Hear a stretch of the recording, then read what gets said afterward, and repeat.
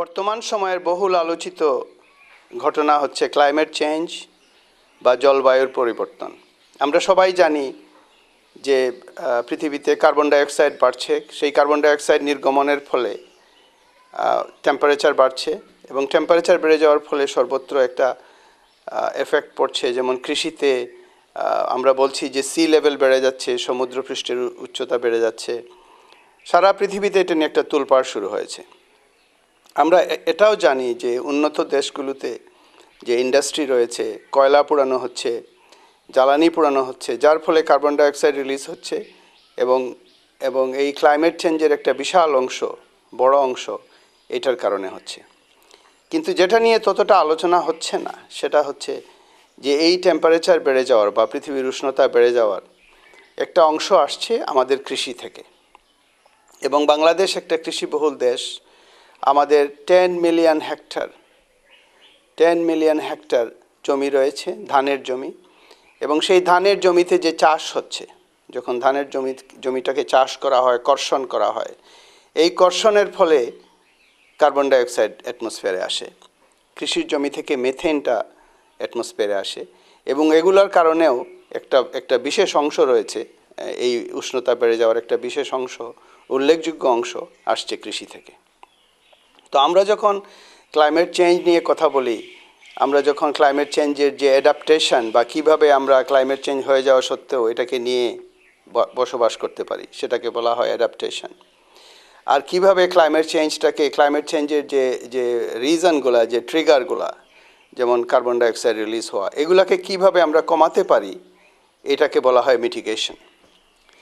তো কৃষিকে নিয়ে যদি আমরা কোনো পরিবর্তনের কথা ভাবি, কৃষিতে আমরা কি পরিবর্তন আনতে পারি যার ফলে মিটিগেশনও হতে পারে কিছুটা, আর অ্যাডাপ্টেশনও হতে পারে। তো আপনারা অনেকে শুনেছেন, বাংলাদেশে এটা নিয়ে আলাপ আলোচনা হয়েছে যে বিভিন্ন জাতের ধানের উদ্ভাবন করা হয়েছে, যে ধানগুলো খুব তাড়াতাড়ি ফসল চলে আসে, যার ফলে আমরা যদি ক্লাইমেট চেঞ্জের কারণে যদি কখনো বন্যা আসে বা পানির উচ্চতা বেড়ে যায়, আমরা হয়তো খুব তাড়াতাড়ি যদি একটা ফসল পেয়ে যাই, তাহলে এটার মাধ্যমে অ্যাডাপ্টেশনের একটা স্ট্র্যাটেজি হতে পারে।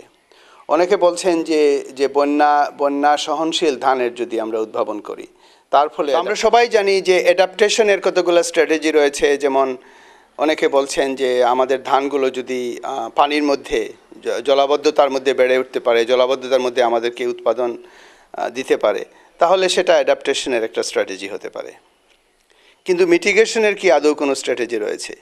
এই যে কার্বন ডাইঅক্সাইড রিলিজ হচ্ছে কৃষির মাধ্যমে, আমরা কি কৃষিকে এমনভাবে সাজাতে পারি, কৃষির মধ্যে কি আমরা কোনো পরিবর্তন আনতে পারি যার মাধ্যমে এই রিলিজের CO2 রিলিজের অংশটা কমে যাবে?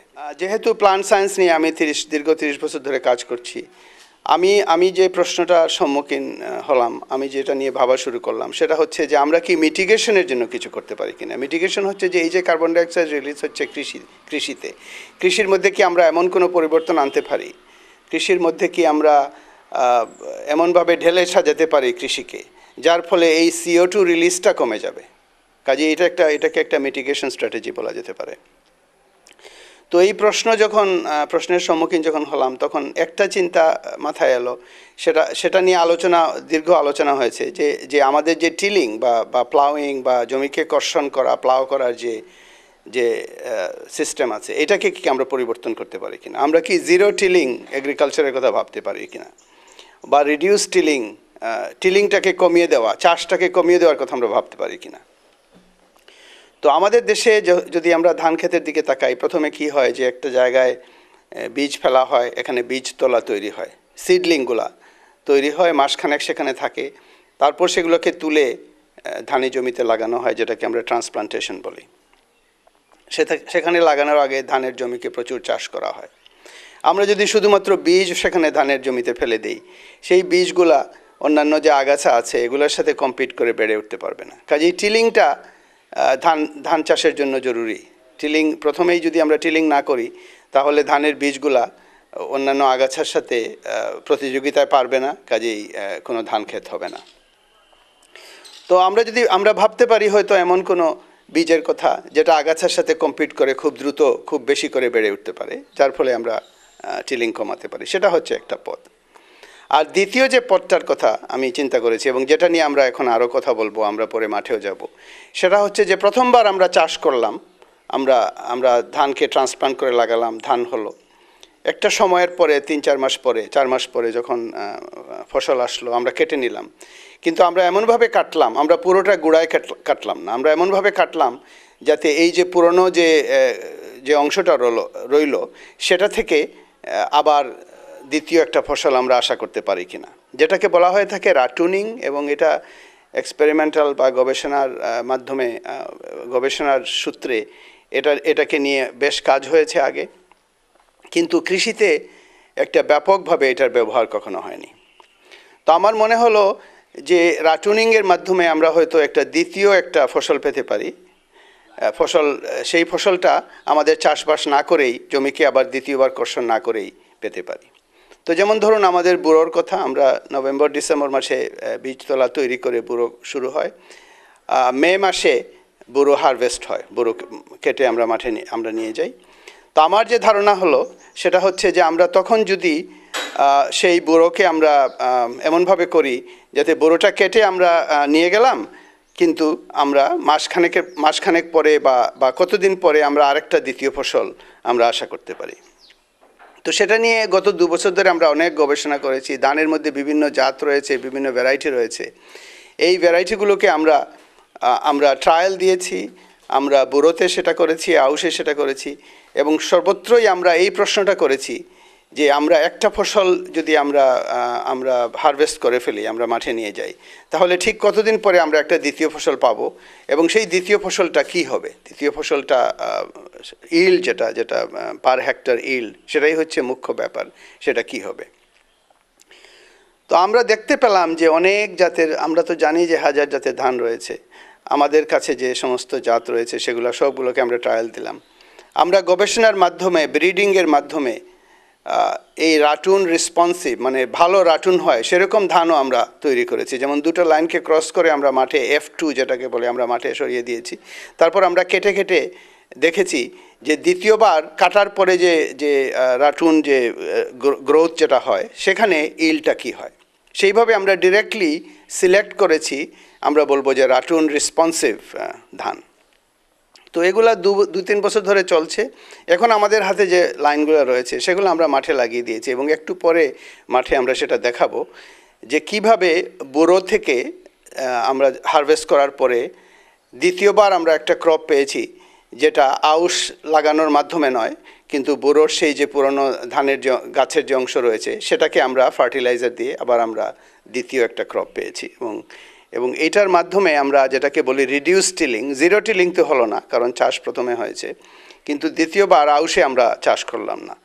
এখন সারা বাংলাদেশে 10 মিলিয়ন হেক্টর রয়েছে। আমরা যদি আমরা ক্যালকুলেট করতে পারি যে এই যে রিডিউস টিলিংটা যে আমরা আউশে করলাম না, কিন্তু আমরা রাটুন ক্রপ পেয়ে গেলাম, এটার ক্লাইমেট ফ্রেন্ডলিনেস কতটুকু, এটার কার্বন ফুটপ্রিন্টটা কী, এটার মাধ্যমে আমরা কতখানি কার্বন ডাইঅক্সাইড রিলিজ বন্ধ করলাম, এটার একটা হিসাব আমরা ভবিষ্যতে করতে পারি।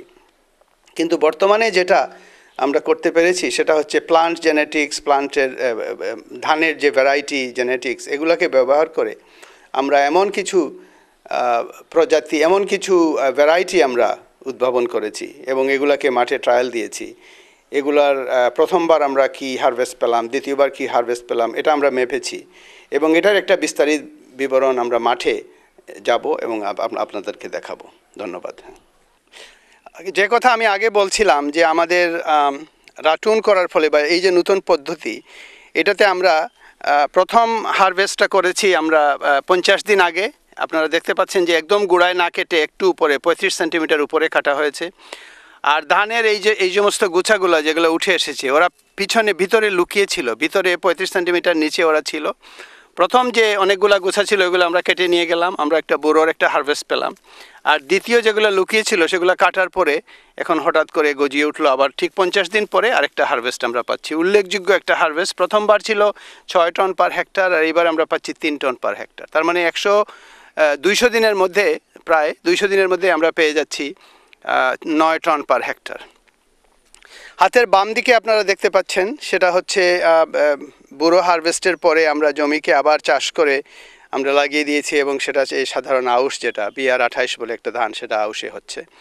আর ডান দিকে হচ্ছে যে আমাদের পুরনো যেটা ছিল, পুরনো যে আমাদের যে রাটুন ফ্রেন্ডলি যে ভ্যারাইটিগুলো, সেগুলো থেকে আমরা দ্বিতীয় হারভেস্ট পাচ্ছি। আমরা আশা করছি একটা তৃতীয় হারভেস্টও আমরা পাবো।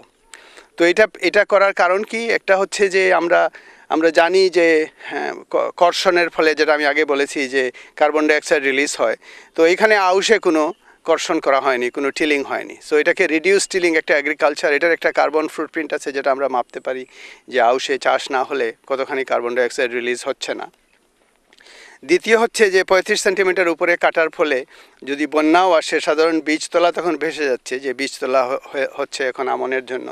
কিন্তু এখানে 35 সেন্টিমিটার উপরে যদি হঠাৎ করে পানির উচ্চতা বেড়ে যায়, তাতে কোনো ক্ষতি হবে না। সো এটা ফ্লাডের জন্য এটা খুব উপযোগী একটা ব্যবস্থা। তো আপনারা এখন যেটা দেখতে পেলেন, আমরা মাঠে ঘুরে দেখে এলাম, এটা হচ্ছে যে কৃষিকে কিভাবে পরিবর্তন করা যেতে পারে, মোর ক্লাইমেট ফ্রেন্ডলি করা যেতে পারে। বর্তমান ক্লাইমেট চেঞ্জের যে চ্যালেঞ্জ আমাদের সামনে এসেছে, এটার রেসপন্সে কৃষিতে আমরা কী ধরনের পরিবর্তন আনতে পারি, তার একটা ক্ষুদ্র একটা এক্সাম্পল। এবং যেটা আমাদের একটা সনাতন পদ্ধতি বলা যেতে পারে, যে ধান কাটার পরে যে এই যে কিছুটা ধান বাড়তো, এটাকে আমরা লোকাল সিলেট এলাকায় বলি নেড়া ধান। এটা সবাই জানে যে এটা থেকে বেশি ধান হয় না, এটা গরুকে কেটে খাওয়া। এই পদ্ধতিটাকে একটা বেসিক পদ্ধতি, এটাকে কেন্দ্র করে আমরা এটাকে ইমপ্রুভ করেছি। আমরা বিভিন্ন জাত সৃষ্টি করেছি, আমরা একটা পদ্ধতি তৈরি করেছি, যেটার ফলে একটা দ্বিতীয় হারভেস্ট পাওয়া যাচ্ছে। তো এটা আমাদের যে লোকাল একটা ইনোভেশন ছিল বা লোকাল একটা পদ্ধতি ছিল, এটাকে কেন্দ্র করে এটার একটা উন্নয়ন এবং এই পদ্ধতিটাকে বাড়িয়ে একটা বিশাল আকারে নিয়ে যাওয়া। তো আমরা এখন ক্লাইমেট চেঞ্জের মুখোমুখি হয়ে আমরা যখন কৃষির দিকে তাকাই, তখন বিভিন্ন প্রসঙ্গ এসেছে। অনেকে বলেছে যে আমাদের লবণাক্ততা সহনশীল ধান করতে হবে, আমাদের জলাবদ্ধতা সহনশীল বা বন্যা নিরোধক ধান করতে হবে।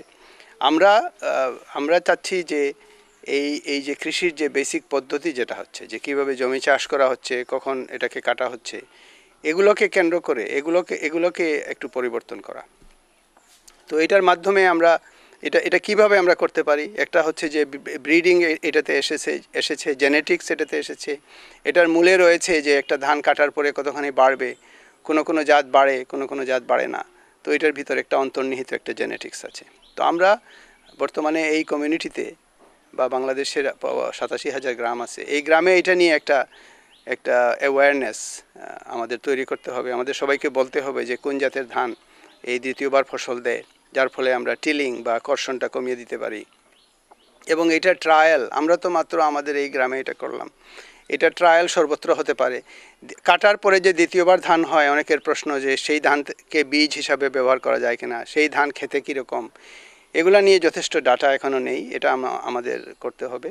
এবং আমার মনে হয় যে এই যে ক্লাইমেট ফ্রেন্ডলি এগ্রিকালচারের কথা আমরা সবাই বলছি, আমরা মিটিগেশনের যে ফান্ড আছে বা মিটিগেশনকে নিয়ে আলাপ আলোচনার মাধ্যমে যে স্ট্র্যাটেজি তৈরি করার যে পদ্ধতিটা আছে, এইটাতে আমরা এই রাটুনিংয়ের বা এক্ষুনি আমরা যেটা দেখলাম, এই পদ্ধতিটা ঢুকিয়ে দেওয়া উচিত। কারণ এটা অলরেডি আমার মনে হয় যে এটা একটা সাকসেসফুল প্রসেস, এটাকে আরও ইমপ্রুভ করা যায়। যখনই একটা বেস লেভেল একটা সাকসেস আমরা পেয়েছি, কিন্তু এটা ইমপ্রুভমেন্টের একটা বিশাল স্কোপ রয়েছে। তো আমি সবাইকে, যারা ক্লাইমেট নিয়ে ভাবছেন, যারা কৃষি নিয়ে ভাবছেন, যারা আমাদের কৃষির জমিকে নিয়ে ভাবছেন, যারা এই টিলিং প্রসেস নিয়ে ভাবছেন, সবাইকে বলবো যে এই পদ্ধতিটার দিকে আপনারা একটু নজর দেন, আমরা সবাই মিলে বসে আলাপ আলোচনা করি এবং কৃষিতে আমরা যে ক্লাইমেট ফ্রেন্ডলি করার যে স্ট্র্যাটেজি আছে, এটাতে আমরা এই রাটুনিং পদ্ধতিটাকে আমরা অন্তর্ভুক্ত করি এবং এটা নিয়ে আরও বিস্তারিত কথা বলি, সারা দেশে এটা আমরা ছড়িয়ে দিই। ধন্যবাদ।